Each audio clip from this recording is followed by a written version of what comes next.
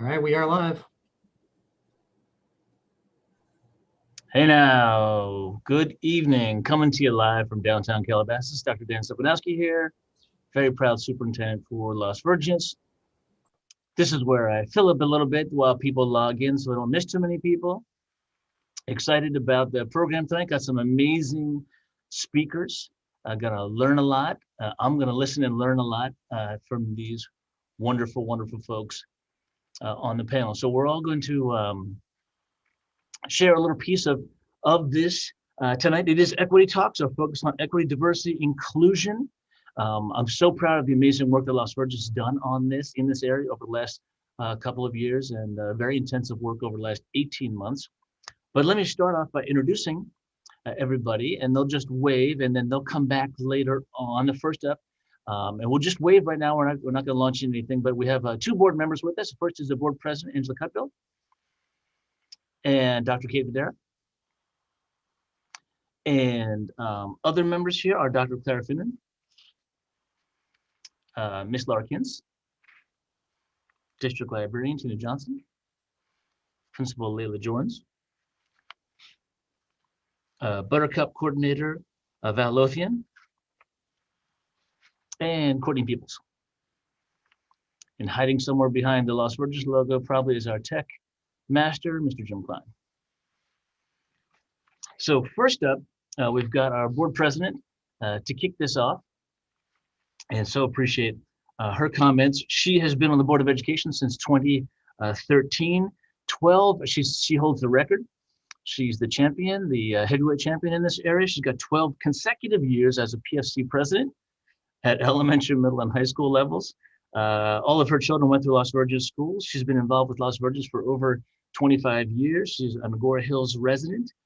Other fun facts about Ms. Cutbill: she was on the staff of Senator Bob Dole and worked in the Kansas Secretary of State's office after graduating college. So Ms. Cutbill will be kicking us off, and so we'll turn it over to her. Ms. Cutbill.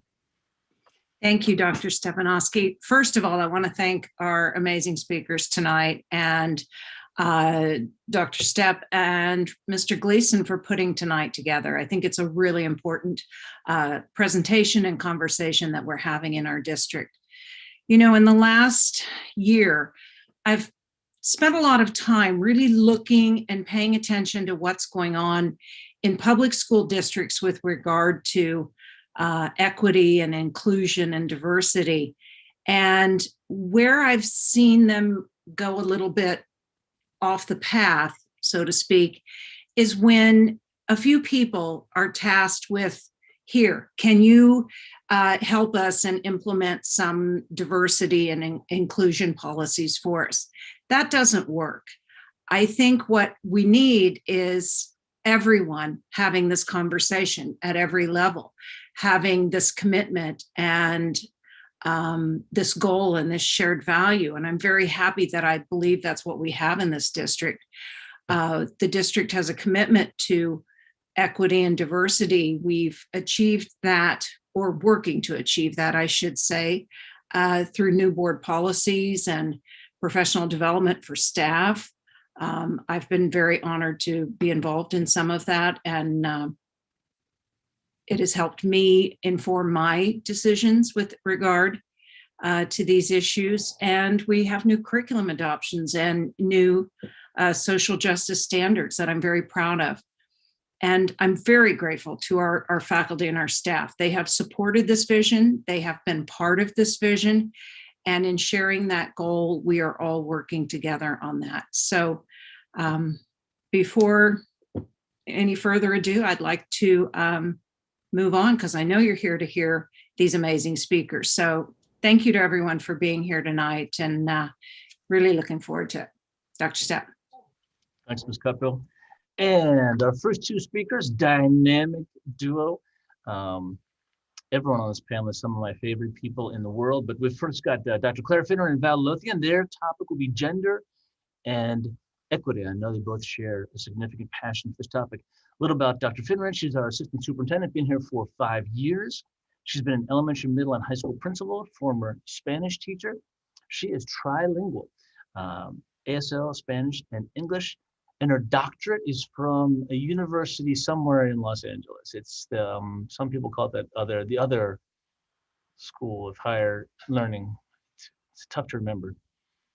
I know whenever I see this, I think of Villanova, being a Villanova graduate. She's from USC, phenomenal school, amazing Department of Education, really. They do a phenomenal job there. And I say that as a Bruin, and I say it and I mean it. Hopefully you recorded that, Dr. Finley. And Valerie's our coordinator, Buttercup, and special education, been there for the last 2 years, served as interim principal and supports the district development of our LCAP, which is our local control accountability plans. Master's in education from Cal State Northridge, go Matadors, that's where I got my master's. Graduate of our inaugural cohort from Las Virgenes admin credentialing program. So she has a photo on our wall over there at AU Right. And she previously taught at Buttercup and Mariposa. So we'll hand it over to Dr. Finneran and Ms. Val Lothian. Thanks so much, Dr. Stepanowski. Well, I am pulling up our slides. I am going to turn it over to you, Val. Right. Well, we're so excited to speak to everyone here today about gender equity. It's definitely something that, we have been seeing in all of, the current events and everything. And, especially proud to be part of Las Virgenes and, all of our social justice standards related to that. So we're really excited to talk to you today. Today, we're really just going to kind of dive deep into talking about the current challenges related to gender equity, and we'll just share some specific examples about how these equity gaps have widened since the pandemic. Thanks so much. And of course, I'm struggling to share the slides. Mr. Klein, I just shared them with you. So perhaps you can pull them up since my computer is not cooperating.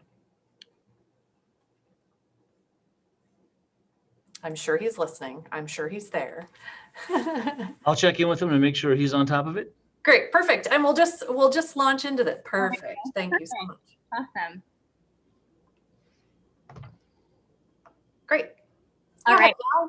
All right. So we wanted to talk to you a little bit just about what gender is, because I think it's a misunderstood concept often. So gender is best understood when we break it up into 3 different parts. So gender identity, which is how you in your head define and understand your gender based on the options for the gender you know to exist. There's also gender expression, the way you demonstrate gender through your dress, actions, demeanor. And then there's also biological sex, which are the physical parts of your body that we think of as female or male. So traditionally, when we use the word gender, we really typically mean man or woman, but it is more than that. So we describe this as the gender binary, a phrase you might have heard before, meaning just those 2 options. But like I mentioned, in reality, the way people experience gender is far more complex than that. So we have to kind of remember that gender identity, gender expression, biological sex, and sexual orientation are really independent of each other, and is really dependent on that person and their experience and what they identify with. Thank you. You can go to the next slide, Jim. So we wanted to lay that information out about gender at the beginning, with the understanding that the expertise that Val and I bring is certainly leans more from a binary perspective. So while we recognize that gender encompasses identity, attraction, sex, and expression, and it's a spectrum, we wanted to share with you as well that we definitely have perspectives as women. And my dissertation research was on building leadership capacity in women. And so I wanted to share a little bit about some of the root causes of gender inequity. But first, let's break down that actual word equity. So equity recognizes that every person has different circumstances. And what equity does, or the action of implementing equity, allocates resources and opportunities in order for people to reach an equal outcome. So there are some controversial things about the images that are on the screen in front of you. But in general, this is an image that a lot of educators are familiar with when we talk about equity versus equality. So you'll see the picture on the right has some children that are watching this baseball game that have different supports that are given to them. Whereas on the left-hand side, the equality image has the same level of support. So again, equity is recognizing that every person has different circumstances, and we're called to allocate resources and opportunities so that everyone reaches an equal outcome. Gender equity, when we talk specifically about gender equity, what we're talking about is that equity needing to be implemented across that gender spectrum. And when I did my research, I was mainly focused on the differences between cisgender men and cisgender women. And so that's kind of the foundation of what I'm going to talk about when I talk about gender inequity. There are a number of things that contribute to gender inequity: stereotypes and schemas. A stereotype, for example, would be that women are mainly caregivers. That's a stereotype. There's the concept of gatekeeping, which is that people that hire tend to be of the dominant culture or the dominant gender, and they disallow, whether intentional or unintentional, women or people from across the gender spectrum to enter those opportunities. The glass elevator is the concept whereby men in general ascend faster than women into positions of leadership. The glass ceiling, many of you are probably familiar with, which is that women tend to be challenged by barriers that are invisible for them. There's the queen bee concept, which is that concept whereby women sometimes suppress or oppress other women. And then there's the concept of good old boys clubs, which is this idea that men often gather outside of work time. And it's not necessarily the gathering that is an issue, although sometimes it is. It's the decision-making that occurs in those settings. So now we're going to go into specifically gender equity and the pandemic. So when we started looking at the research and the news that, about the pandemic, and we really noticed that, the effects of COVID-19 really had a lot of impact on existing gender inequities. So women were more vulnerable to the economic effects because we were already facing these inequities prior to the pandemic. So even prior to COVID-19, women face inequities related to the wage gap. When the pandemic did happen, female-dominated occupations such as childcare, restaurant service, retail, that kind of thing, it was just more impacted by all of the closures and all of the safety guidance that had, come into place. So, there was a lot more things that came into play for women as we took on more responsibilities as well. And we'll talk a little bit more about how our roles have changed in that light of the pandemic. Great. So when we think specifically about employment, especially during the pandemic, jobs that are held by women have been 19% more at risk than jobs held by men. And then currently women are making up 54% of those receiving unemployment. And one of the things that I think I have heard most frequently, both anecdotally and through research that I have read that has occurred throughout the pandemic, is that social role theory has been amplified throughout the pandemic. So social role theory is a well-researched and documented theory that essentially states that women should be and aligned with certain roles, and those would be mainly caregiving roles.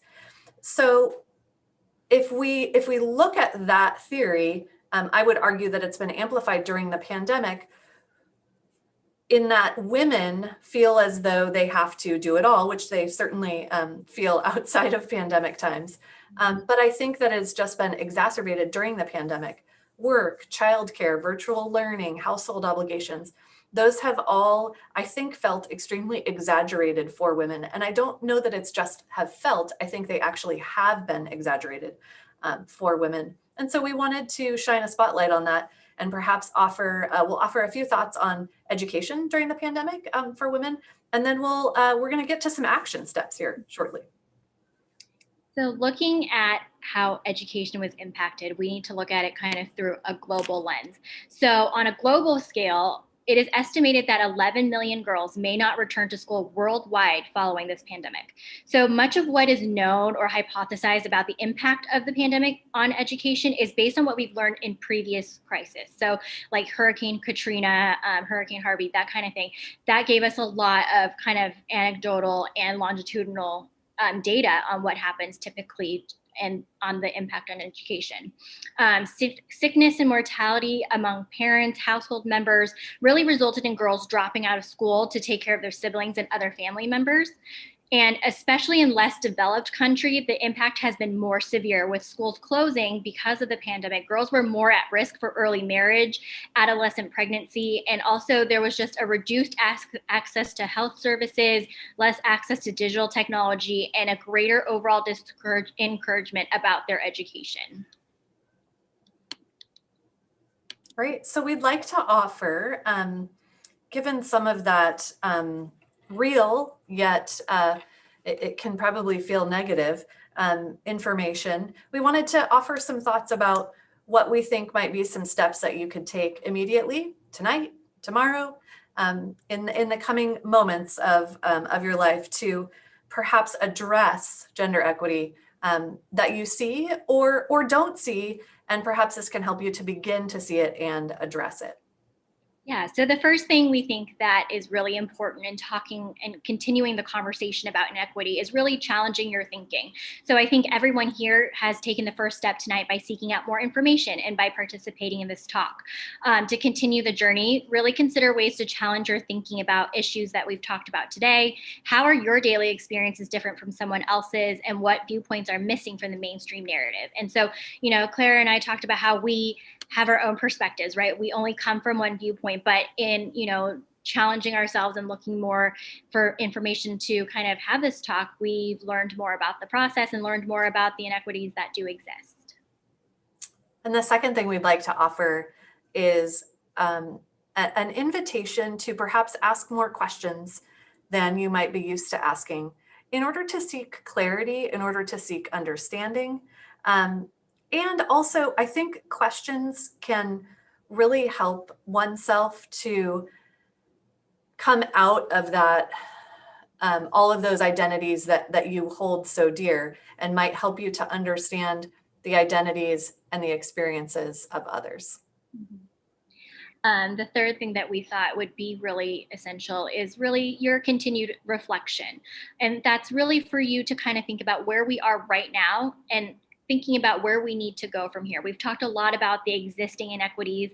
We've talked a lot about the challenges brought on by the pandemic. So what does it look like in the future? What should it look like? What should we do to get us to that point of equity? And the next thought we would like to share with you is to use your voice. And of course, I think the most obvious thing we think of, or perhaps we think of when we hear use your voice, is to address inequities as you see them, which is certainly what we mean. But there, I think, are different ways to use our voices that we may not think of so readily. A word that I like to utilize when I'm talking about inequities and in particular gender and racial and other inequities is, how do I amplify the voices of those that might have a different experience than I do? So if I'm in a meeting and I'm at a table or on a Zoom perhaps, how do I make louder the voice of a colleague whose voice may not be recognized for whatever reason? So that's an extension of a way that you could use your voice, is through amplifying the voice of others. Mm-hmm. And then lastly, really dive deeper into all of the issues that are happening around us. Really continue to educate yourselves. I think this commitment is a process. So keeping an open mind, reassessing where you are in your understanding, kind of knowing what your role is. I think also leveraging some of that privilege to kind of speak up for others. I think what, Dr. Finneran just mentioned, it's all really important in this whole process as we kind of work towards equity together. I so appreciate what you said there, Val, about it being a process. I know my journey is far from over and far from fully developed. So I appreciate the opportunity every day to dive deeper into this issue and many others. I am so looking forward to hearing the rest of our panel. Val, any concluding thoughts? No, thank you guys for joining us. Val and Claire, thank you so much. That was a terrific launching point for us all. My pleasure to bring out our next fabulous speaker. You know her, everyone loves her. She's known and loved, and she's a force of nature. It is our own district librarian, Tina Johnson. She's going to be talking about arts and equity. A little bit about Tina, if you don't know, she's our district librarian. She was also Bay Laurel's librarian for 8 years, our district communications coordinator, master's in library science from San Jose State, and her master's in education from Old Dominion. I think as a Villanova graduate, I think she went to another school down by DC somewhere, maybe Georgetown, something like that. A school that we love to play in basketball. She is a graduate from our second cohort from our admin credentialing program in Las Vegas. So a terrific segue between Clara and Val's presentation and Tina's. If I may interject a brief commercial, Tina, before we start with you. One of the points that resonated so much was seeking diverse viewpoints.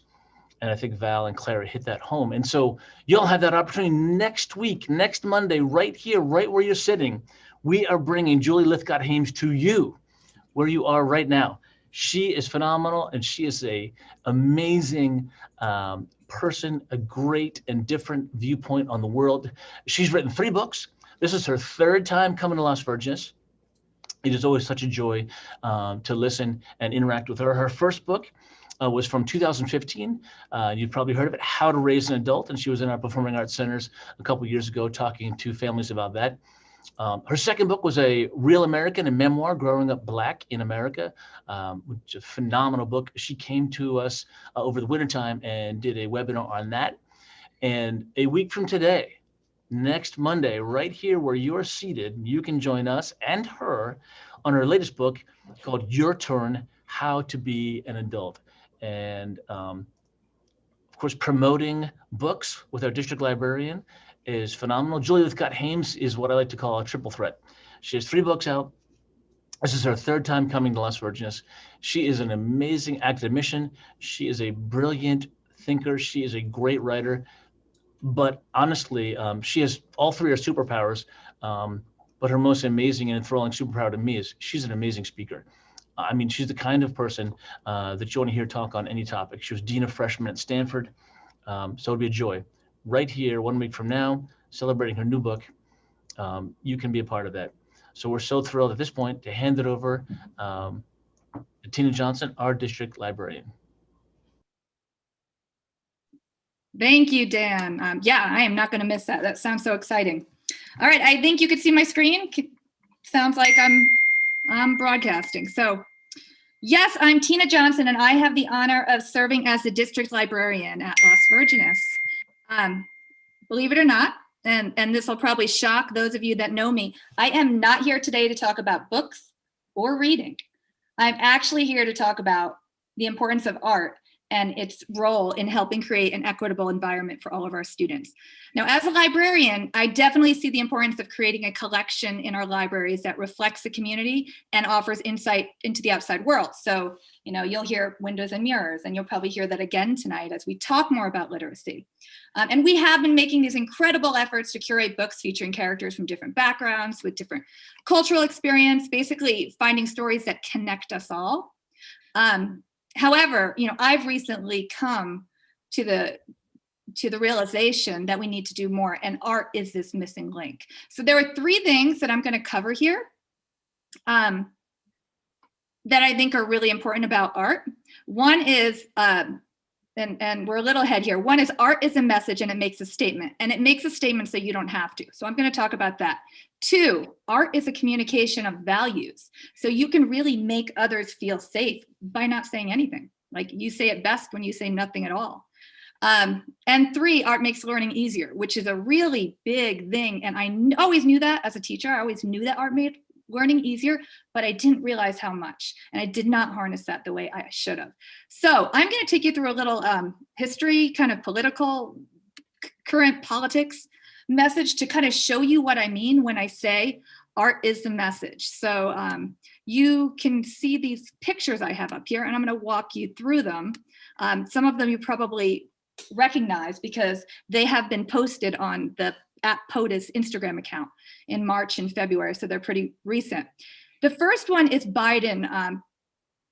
The first one is Biden when he comes out and he talks about the important milestone that we recently achieved, getting the 100 million doses of the COVID vaccine available. And you'll see behind him, prominently displayed, is a picture of James Monroe, our president. Now, if we know anything at all about James Monroe, which is questionable, right? But if we know anything, we might know, hey, it's the president, that guy. But what we don't know, and what's interesting here about this and this use of art, is that he was a president that led us through a quarantine in the yellow fever. And it held off. It could have been a huge crisis, healthcare crisis 200 years ago, but he was able to get us through it. So I think what Biden is showing us here is that here we are battling a pandemic 200 years in the future, and he got us through it, so we'll get through it too. So there's a subtle message there, there's a connection, and there's a meaning. And it happens over and over again with art. If you look at the picture on the right-hand side, this is a picture on February this year, when Texas was having really bad storms. And we had just gone through a really crazy election. And so here is Biden making a phone call to the governor of Texas, Greg Abbott, saying, guess what? I'm here for you. We're going to send you aid. We've got you covered. Behind him is the Spanish-American peace treaty, when we had people from two different sides reaching across the aisle, deciding that it was time to make peace, and there's going to be a leader that's going to take us out of this crisis. So again, a message through art. And the last one, probably my favorite, and I don't want to keep talking about it because I think you get what I'm saying here, but our First Lady is allowed to pick a piece of art that shows up in the Rotunda building. She picked, it's hard to see, there's a rainbow there. Rainbows mean hope. Rainbows mean inclusivity. Rainbows represent the LGBT movement as well. So by showing this beautiful pastoral landscape with a couple of color actually walking together to a beautiful home, it is showing that there is a life after the storm. So there's a symbol of hope. So again, meaning, we're saying something with art. Next slide. Okay. The next thing I want to say, not only is there meaning, there's values. So you can make people feel safe and protected by what you put around you. And we can all think of ways that we can do this in our classroom. I'm using a political office to kind of show you that because it's powerfully and very intentionally done. But we all know ways that we can do this. So here we have, and I love Hamilton, right? We all love Hamilton. We know Jefferson and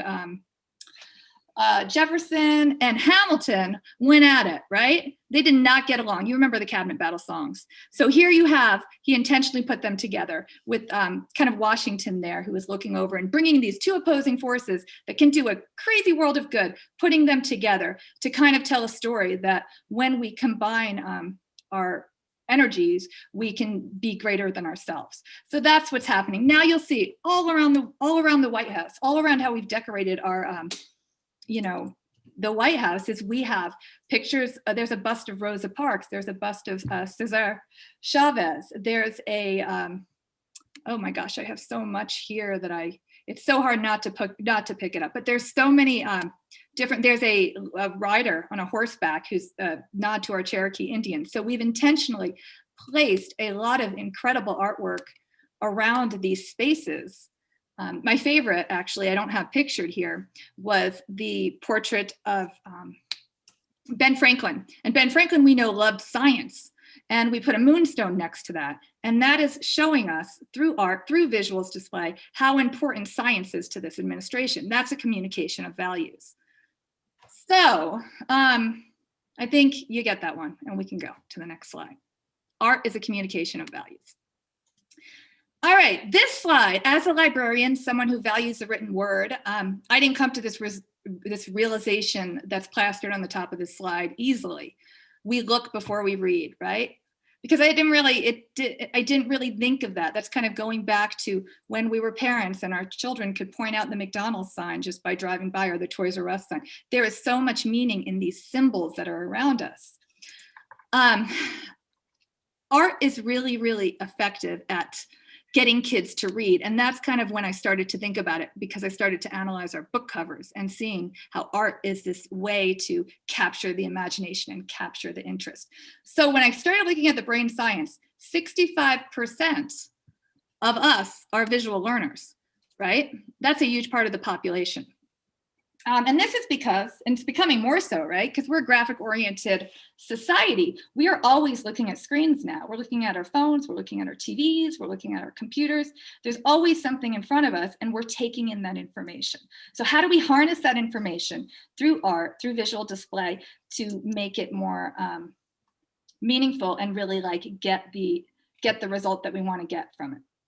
So, and that weird thing I put on the bottom there, I just put that as a warning, because one thing you may or may not know, but we like to put art around us that we like, but we have to think about what it means to others. So if I randomly throw a picture of a dog, a cat, my best friend in there, it's kind of distracting. It's kind of weird. So be careful with the visuals you use. That's just a word to the wise. And I could show you ways that has really created a bad kind of kickback when you do something like that very unintentionally, but it can blow an entire message.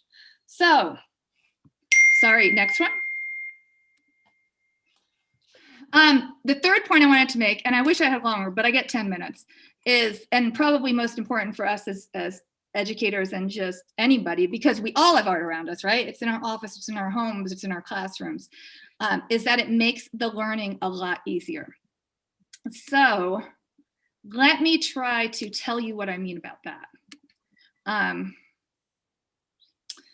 And I think it's important we get this, right? Because we got to take advantage of it for our kids. So visuals help information stay in your long-term memory. Our goal is to get that information from the short-term memory to the long-term memory with our kids.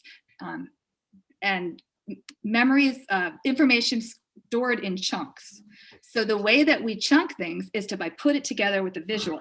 So this often happens. For instance, like if you want to remember someone's last name, maybe their last name's Barber, so you picture them getting their hair cut. Maybe when we're showing alphabets, we show pictures of the letter D with a dinosaur, right? So images make things stick in long-term memory. So it's really important as educators that we use these visuals and graphic organizers. 2, and I have graphics for this because what good would I be if I was talking about the importance of visuals and didn't actually provide any? That would be annoying. So number 2, transmits messages faster. I don't even have to tell you, if I was going to read the textual description on that first graphic I have there, that is something with 4 sides. It's the color red. I could read it, or I could just look at it, and there it is. So that's kind of evidence, is what I'm saying, is that we get that message so quickly just by looking at it. And in fact, the brain science shows that we can see images just that come on for 13 milliseconds. Boom, we got it, right? Like if I just showed you pictures, you would get so much more than me talking to you. Maybe I shouldn't have said that one. Okay, and then improves communication. So if we look at that blue square, you can immediately see what sticks out, what's different. So it's, again, you can notice shape, you can notice size, you can notice color, you can notice orientation. So it's all there. So it's improving our communication that we have just by me showing that graphic organizer. And the 4, and probably one of the most important, because I think you guys get this message too, is that visuals and art trigger emotion. We all remember watching those like commercials where the animals needed us to give them money because they had these big eyes, and like, how could you not? What's happening there is we're seeing that visual, it's triggering an emotion. And when you combine those two, they become a memory. So that's what we want. We want this transfer to memory for our students. And it's really powerful when you, especially with negative images, you can see the one that I included there. You remember your brain on drugs, right? You crack that egg, that's your brain on drugs. You look at how these cigarettes get smaller and smaller, and that's your lifespan if you are a smoker. So it's really interesting how these images can be used, and you'll never forget them if you do it right. So that's something, when we have art and we do it right, we're creating an experience for our kids. All right, and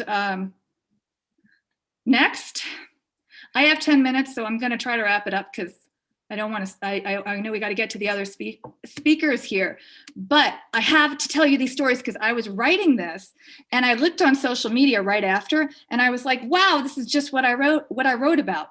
The picture on the left is a picture of an LGBT flag, rainbow flag. It was a teacher who put that up in her classroom. She said, look what I did today. I put this up in my classroom, and she became the safe place. All of a sudden, she had kids coming into her classroom to take pictures in front of that flag. And they weren't her students, they were all the students. So what did she do just by displaying that art? Is she created an amazing place for students who were, thinking about identity to get together and talk about it. It was pretty magical, and it was magical for her, so magical that she posted it and wanted to talk about it and encourage others. The second thing, I talked about book covers. As a librarian, I know I'm going to get the book with the best cover because that's going to make my kids want to read. This is having results. When you do things like this, it has results. We put out that display on books that encourage equity, inclusion, and diversity. Guess what? They were all checked out. That's a result. Same one here on the right. This was a superintendent friend, actually, I have in New York. And he posted this because he was so happy to see the model in this picture. And, you're an advertiser. You want people to repost what you have. I mean, it's amazing how effective these visual art and using the arts can be in getting to what you need, to communicating what you need it to. So without further ado, I want to say, they don't remember what you say, they remember how you feel. So visuals help our users engage with the content and they trigger emotion. And I want you to think about when we're setting up our classes, our office, our spaces, how we're taking advantage of this power. This is a superpower. Art has a superpower. How we're taking advantage of this superpower to create the environment that we want to create. Art is a message. It makes a statement. Art is a communication of values, and art makes learning easier. That's all you need to know. So take advantage of that superpower. I think I'm done. Tina, thank you so much. We so Did I appreciate speak for 10 minutes? I must know. You were phenomenal. I didn't have the stopwatch on. Okay. Tina's awesome because she's so excited. She can keep going. We love it. The energy, the passion. Thank you so much, Tina. That was awesome. Glad it worked.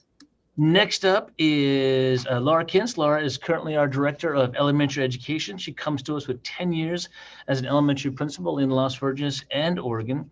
She's got a master's from Lewis and Clark College, also her reading and literacy specialist certificate from Lewis and Clark.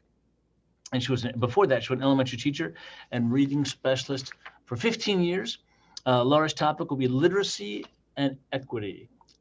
Laura, take it away. Thank you, Dr. Stepanowski.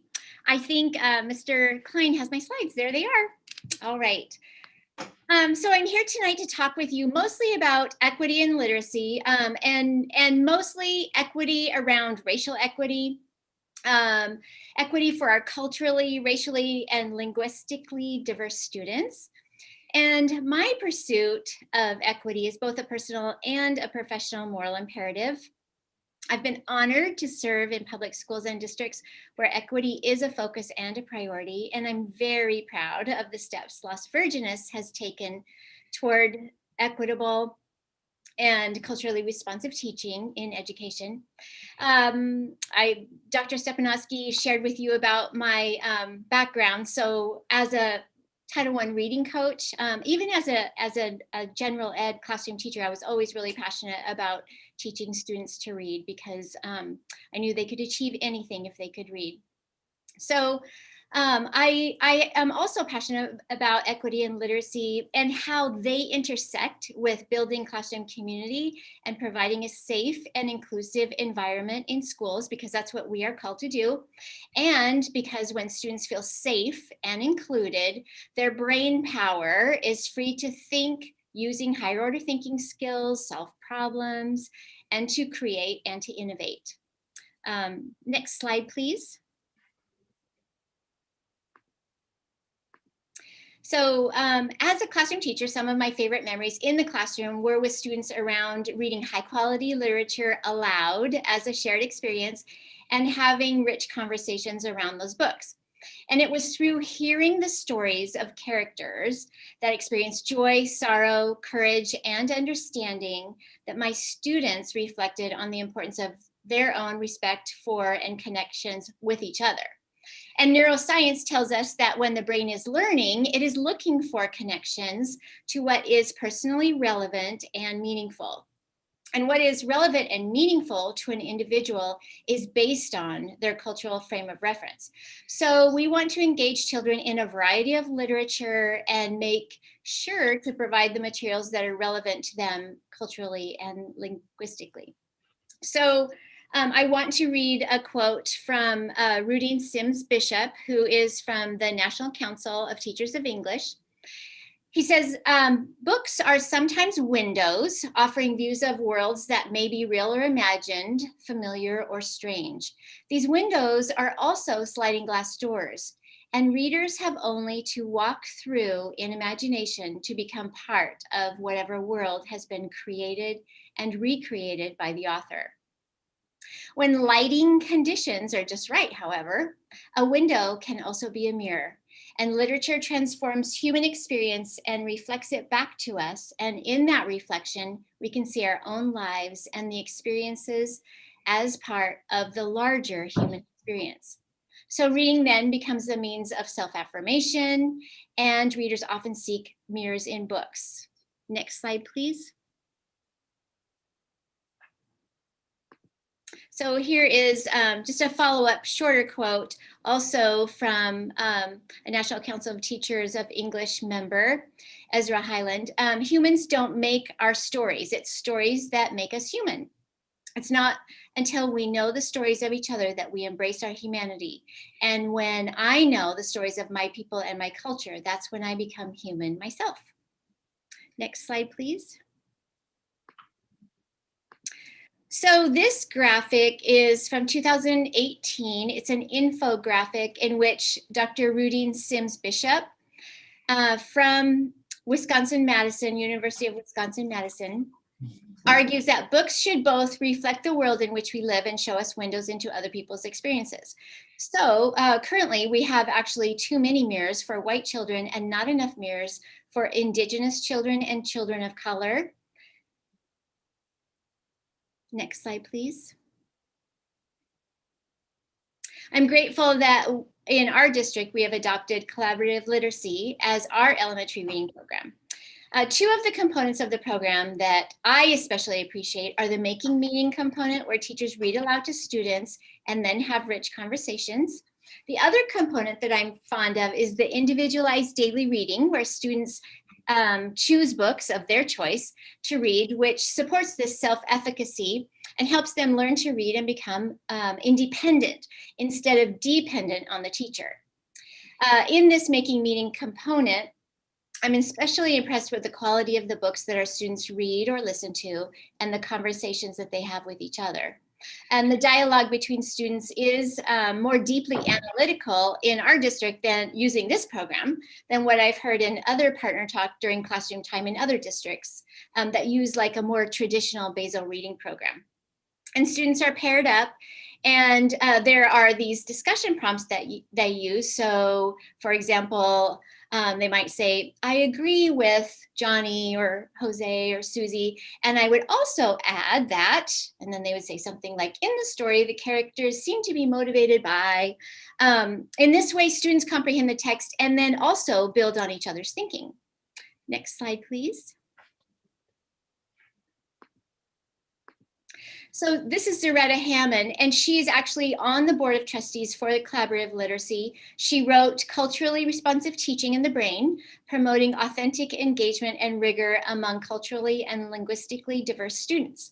And she is well respected in the field of equity and inclusion in education. Next slide, please. All our classrooms, our elementary classrooms, have classroom libraries with books to choose to read independently, as I shared in IDR. We call it IDR, it's Independent Daily Reading.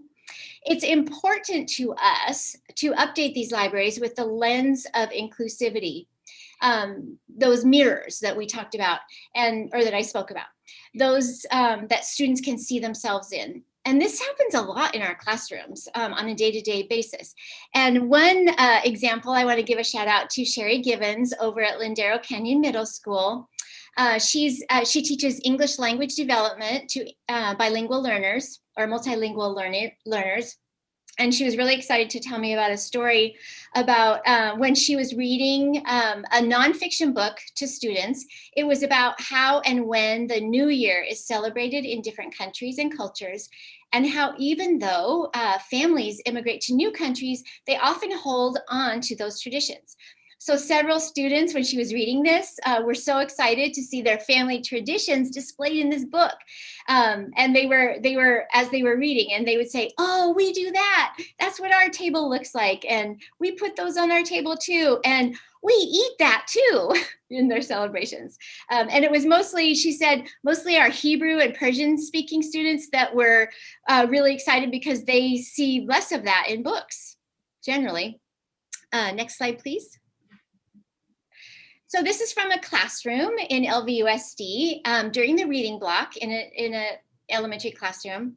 We want books in our classroom libraries to connect to our students so our goal is that we are constantly updating them and evolving them as we go.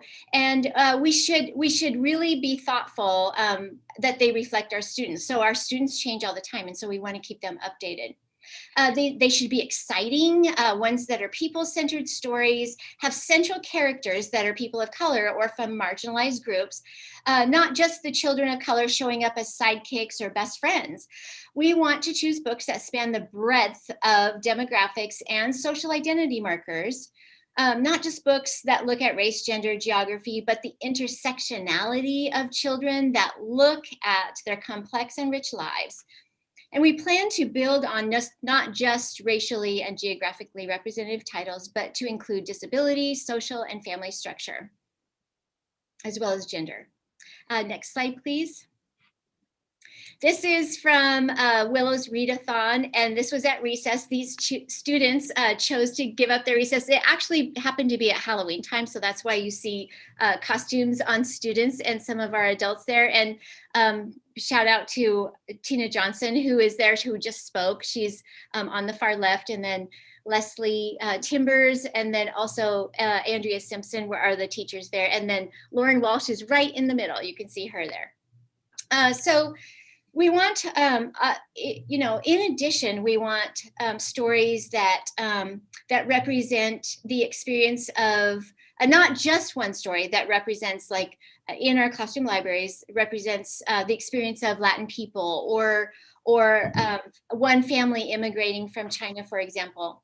And also, we know that children want to read about contemporary life, and we need to be deliberate in our choices so that we have a whole selection of different reading levels so that they can find one that's just right book, and in different genres or different types of books.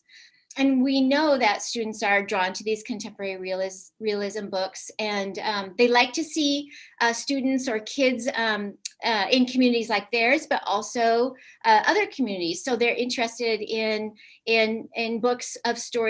books with stories of students that look like them and don't look like them, and have universal childhood experiences in them, like a new baby, moving, divorce, growing up, bullying. Those are all things that they can identify with. So we strive to include books that tell these stories, and not just books that tell of minority groups overcoming oppression or facing trauma, but those are encouraging too. Next slide, please. So as we're choosing books in the classroom and at home, there's some things that we want to avoid. And we do this by previewing books if you're unsure of a book. So we want to avoid books with stereotypes, like overgeneralizations of a particular race, group, or sex. And then in thinking about the heroes of books, like whose interest is this hero in this book serving? Loaded words, like you can tell that they're a loaded word because you may have heard them in a negative connotation with groups, different groups or race, like lazy, superstitious, inscrutable, or if there are general inaccuracies or misrepresentations of culture. And none of us are perfect, and you may be reading to a child or a group of children, and you come across a stereotype that you were not anticipating in a book. And at that point, it's important to just talk about why that depiction may be problematic. Like one time I was previewing a book, and it was a really funny book about a dog and a family. And toward the end, there was these two robbers that came to the house, and the dog, saved the family. But what was offensive was the two robbers were people of color. And so I chose to not read that book. The family was white, and the robbers were people of color. Last slide, please. So this photo is my last slide, and it brings me so much joy. It's one of my son-in-law with two of my grandchildren. This was a few years ago. They're a little bit bigger now. They were enjoying this time with Daddy after their bath and before bedtime. And I just want to close in saying that choosing books that we read aloud to our children, as well as offering your children a wide variety of diverse titles to read independently, is vitally important in the pursuit of a more equitable world.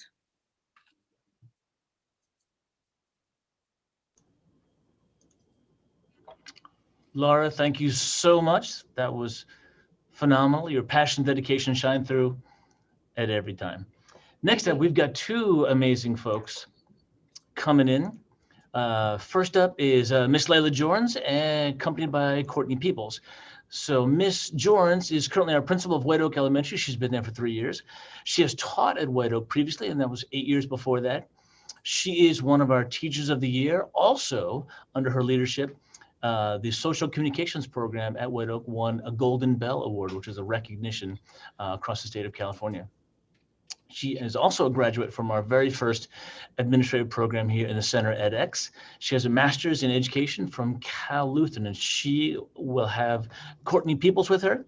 Courtney Peoples has taught special education in Las Vegas for 13 years. She's a graduate of Cal State Long Beach, has a master's in special education, and she's been an advocate and educator with students with different needs and abilities the entire time. Their topic will be equity for all abilities. We're so excited to have Layla and Courtney. Thank you so much. We're excited to be here. Jim, would you mind sharing the slides on your screen? Thank you so much.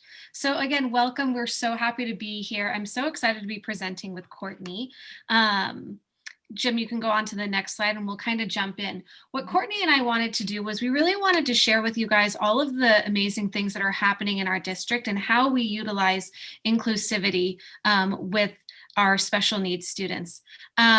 So just some facts. I'm not going to read down the entire slide, but one of the things that I was so excited about when I became a special education teacher in the district was a lot of other places have like SDC classrooms, which are fully, the special education students are fully in a class, special ed classroom and not really assimilated on the campus. Our district doesn't run like that. We do have, while we have some specialized programs, we believe in the all-inclusive model. So a student always has a general education teacher. They are part of the general education classroom at some point, either at elementary, middle, or high school. And then they also have opportunities to engage with their gen ed peers on site. So it's really great within our district. We do have 3 elementary behavior programs. Our social communication program, which Dan had talked about earlier, we do have it at elementary, middle, and high school. We have our fafs classes, and then we have community-based programs at both of our high schools. Can you go to the next slide, Jim, please? Thank you. All our programs are specifically designed to address the needs of all of our students. We have multiple specialists in our district. We have speech and language, occupational, vision, orthopedic impairment, APE, and physical therapists. 3 program specialists, one at Buttercup, Val, who you guys saw earlier. And then we have an elementary and a secondary program specialist. And then something amazing that we do is we also offer mentor for our special education teachers in LVUSD. As I said, the models do kind of look different within every district. A lot of times kids aren't able to attend their home school because they may need a specialized programs in other districts, which, you know, can go both ways in just terms of like taking kids from their home school and they don't get to play with their like neighboring kids. So this is really nice that we're able to do that within our district and keep our students at their home school. Next slide, Jim. Courtney, I'm gonna let you take that away. Okay, thank you, Layla. I'm so happy to be here with you and the team. So first and foremost, we set really high standards for our students, and we believe in all of our students. And once a student qualifies for an IEP, we make sure as a team with the parents that we are implementing and making quality IEPs. And of course, an IEP stands for individualized education plan, but we really like to also say it stands for I expect progress, because we really believe and know that our students are going to make meaningful strides and great progress throughout the school year. And we let the data drive the instruction and the intervention. All of our programs from preschool to high school are all data-driven, research-based programs. And over the years, we've been able to implement, create, and talk about different programs to really target what the students need in our community. And then lastly, least restrictive environment. That is key. We're not putting kids in special education for more than what they need, because that would be very restrictive. So least restrictive environment is always discussed and implemented. And then of course, with so many specialists on board, the collaboration is crucial and an integral part of student success within our district. And we can go to the next slide. Okay, so how do we support our students throughout LVUSD and special ed? Well, really it begins at the very beginning in early childhood education. And we start off here with Buttercup Preschool. And what makes Buttercup so unique and special is that we have typically developing peers learning side by side with students with special needs. And we're really looking at every area of a child's development, from communication to cognitive, social, emotional, physical, and all of those needs are supported and embedded within the program.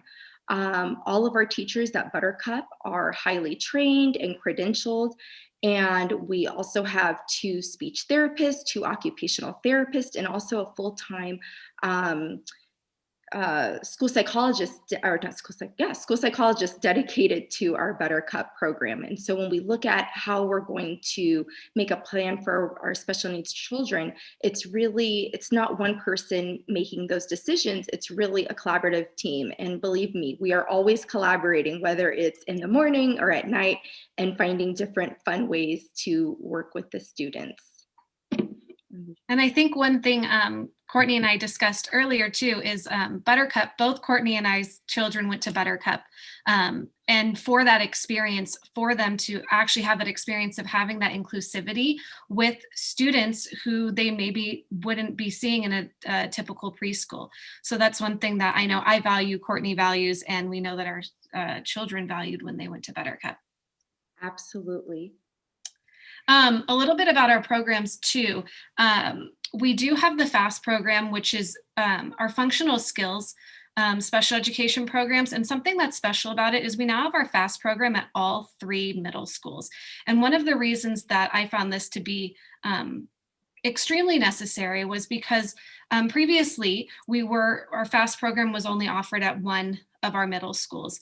And as I said earlier, what that can do is you're taking a student who has been in elementary school with their peers throughout, kinder through 5th grade, and then we're saying they can't go to their home middle school. So how can we create equity for all of our students? Well, we offer this incredible program at all 3 middle schools so that they can follow their path through middle and high school. Our SAI classes does say you typically hear it as a resource class. We use that model in all of our elementary schools, and we also do use it in middle and high schools. But from an elementary perspective, what's really unique about that is the students get to be pulled out for services that they need specifically. They don't have to go to an entire separate room for an entire day. They get to be part of their general education classroom. And the social communication program. So this is a highly specialized research-based program, and it's really for our students who just have struggle with learning to learn skills and social skills. So I often say, it was at the middle school and then it was at the high school. And probably 8 years ago, Brandy Rosen, who's one of our program specialists in the district, was noticing a trend at middle schools where they found that our students would get to middle school because they did okay in elementary. And they'd kind of fall apart because they didn't have those social cues to pick up on things, the learning to learn skills to navigate the intricacies of middle school, and really thought, why are we waiting so long to start this program? Let's start in elementary school. And White Oak got the program here, and it really is phenomenal and provides the students who need it with the skills that will help them be successful through elementary school, middle, and high school. Next slide. One thing I want to say before I go on into this slide is I also think what really puts us and lets us stand apart is just the compassion and empathy and love that our teachers have for our students. I've been teaching special ed my whole career. It's the only thing I've done. And, you know, I'll give you an example. This weekend, I was taking my 2 boys to go play baseball at the local, at West Hills Baseball. And I saw several of my colleagues, and they were there. They weren't there to take photos or post this. They were there to watch a bunch of our students play baseball. It was a special needs league, and they were all there, part of the game, cheering them on. And that's just priceless. You can't find that everywhere or anywhere. And I just think we just do it so right in our district. So the last 2 programs I want to talk about are our community-based instruction program. We have these programs at both Agora High School and at Calabasas High, and it's a vital tool for some of our special ed students as they transition from those fafs programs into the secondary years. And really what we're doing is we're generalizing those skills and concepts. We're still working on functional academic skills and learning to learn skills. And we're really trying to maximize their independence while they're still on campus. And then our post-secondary program is at Agora High School. And this program is specifically designed, it's a self-contained program, and it's for our students that are 18 to 22 years of age that have graduated with a certificate of completion. And the program is designed for basically life after high school. So we're still working on those functional academic skills, but we're taking those concepts and we're working on them outside of school and in the community. So instruction takes place on campus and off, and most days, non-COVID, you'll find us at the grocery stores and at TJ Maxx and working on job applications. And one last very quick story is we had a student who had the skills and was in our post-secondary program, and he was able to shadow the maintenance team and was really good at it. And I want to say recently he was able to get a job pre-COVID, and I still think he's with us, but he was able to get a job with LVUSD, part of the maintenance program. And it wasn't just because he was an LVUSD student, it was because he had the skills that you need for that career. So just another great example of what we do on a daily basis. And I think when we look at from the lens of equity, what we really try to do within our district is always challenge ourselves to think outside the box and think about ways that we can provide that equity for all of our students with special needs, because it's so important that they are able to shine in all of their abilities. As Courtney just shared, the post-secondary program does offer some incredible opportunities for our students because it gives them that base and that foundation to set them up for success in life. Next slide. And I want to shine a very bright light on this young lady. I am so happy that she is part of our LVUSD community. She is a very busy working actress model. You might see her on Disney sometimes. I'm so happy to be a part of her team. Her name is Scarlett Ferguson, and she's a student at Yorba Buena Elementary in the 4th grade. And this is what Scarlett has to say about LVUSD. Hi, I'm Scarlett, and I'm a 4th grade student at YB. My IEP team helps level the playing field so that I can access education like a typical student. I'm so thankful to all the special education teachers, the aides who help me throughout my day, and the specialists who provide me with services. Thank you, everybody. So that's just one of the things that we see being so beneficial, is that our students are aware also of the that they can, I hear an echo, I'm sorry, that they can to the things that are being provided for them within the district that help them. And one of the other things that we do encourage all of our students to do, depending on their age, and grade level is to be a part of IEP meetings and to really be a part of the IEP process. I've worked with a 5th grader who was part of their transition meeting, and it was awesome to see because he had a lot of opinions, and we wanted to hear that. And we do encourage our students when they're in middle and definitely in high school to be a part of that because they are their own advocates as well. All right, I think that wraps us up, Jim.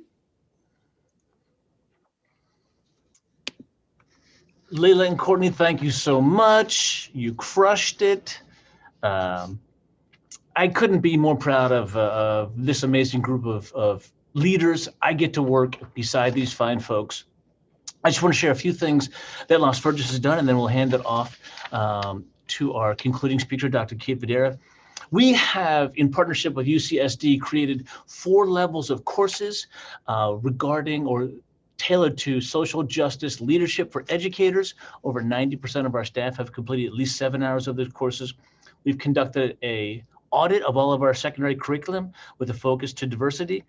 The board has recently approved an 11th grade course on social justice leadership, where our students will be trained as trainer of trainers, then going into our freshman seminar classes.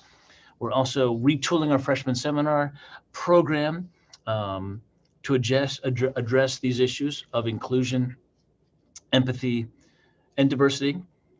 We've adopted social justice standards through Curriculum Council, utilizing the teaching tolerance frameworks.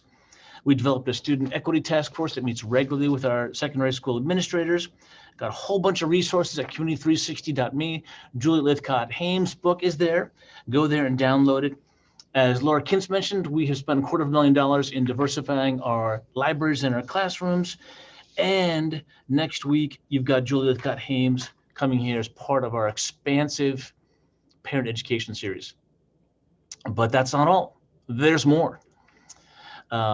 We are working with a strategic committee of parents, students, staff, principals to put together a very exciting plan for the summer. Some of the plans include, and this will go to the board on Tuesday for approval, so this is simply the recommendations at this point, for this summer and next year, reducing class sizes, expanding our counseling program, and adding a full-time counselor to all of our elementaries, summertime boost programs, and expansion of summer school, internet upgrades, laptop refreshes for our students and our staff, full-time intervention teachers, K-12, full-day library support, and adding art, music, theater, dance teachers to all of our elementary schools.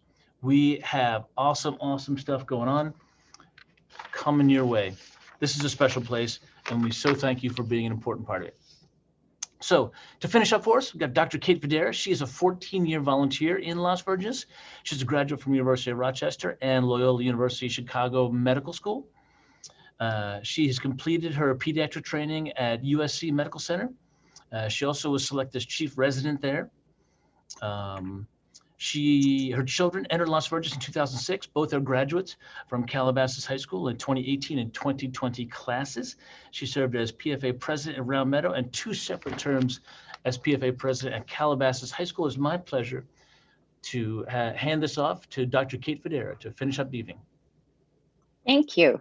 I'd like to invite all our presenters back so I can see your beautiful faces and to thank you directly. It was a wonderful discussion. I truly appreciate it so much. Equity, inclusion are really important subjects. And even during this pandemic, when we face challenges of reopening and bringing back students, Las Verges has continued to keep their eye on the long game and in many different ways. And this just is one of those examples. And as a pediatrician, I can't thank you enough for all the work that you do for our students day in and day out. I think there were a couple of important things that y'all said, like that we have to continue to challenge ourselves, to ask questions and reflect and use our voices. And a lot of times our students tell us this. Las Verges believes this, I believe this, that each and every child is unique, special, and important, and kids need to feel safe and valued and understood so that schools are safe places that they can learn. And I think that we are really on that pathway. We've always done a great job, but we're really learning how we can do it better. And our district really will continue to ensure that every child has every opportunity to succeed. And those are really important things. And I just really want to thank you all for your part in leading us forward and for our kids. And thank you for that. And thank you to everyone at home for tuning in. And I hope everyone has a wonderful evening.